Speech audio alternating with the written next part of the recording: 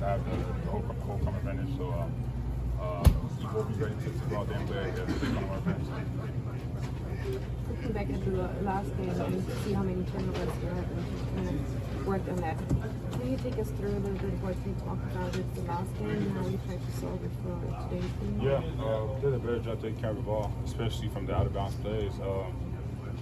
Honestly, we just took our time and we made sure that we got open. I mean, they have a really good defenders, and their pressure is really good too. So, you know, we just got to make sure we take care of the ball, and we did tonight. We did a great job. What did you think of the physicality in today's game, and how did you think it affected the It's a physical game for sure on both sides. I mean, they play physical, we play physical. And every time a game is like that, the ref has to make a decision, which they did. So, you know, but we don't pay attention to that. We play our style of game, and you know, we was out there competing, but both teams are physical for sure.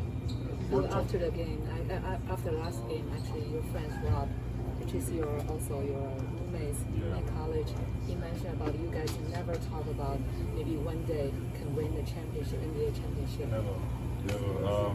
Me and Rob go way back. I mean, in college, he was my host when I visited Arizona State, and then, you know, he's been one of my closest friends since. And but no, we never had this conversation, but we spoke about being in the NBA one day, and but I was happy to see him yesterday for sure. You know, it's been a minute since he was playing overseas. Why not never have that conversation as you guys play in the college? I mean, it's always hard. It's hard to believe that it's so hard to make it to this point.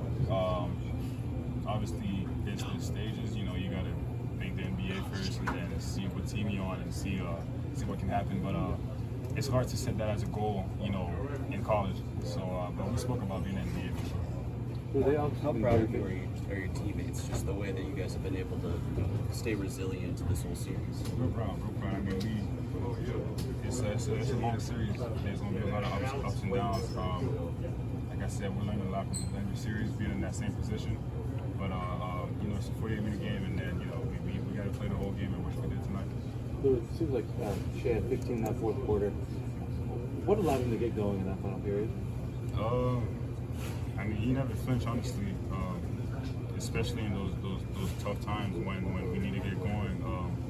You know, he's the MVP for a reason. He's going to make big shots. He's going to take big shots, and he's going to have a lot of loads on his back, in which he stepped up and he made some big shots for us. When guys like Andrew and Aaron are trying to body him up and get physical when he's dribbling, do you guys try to get him different looks where you can get to like a one dribble pull up and, you know, not really try to dribble as much? Or how do you kind of look at how they're being physical with him? It's really him, honestly.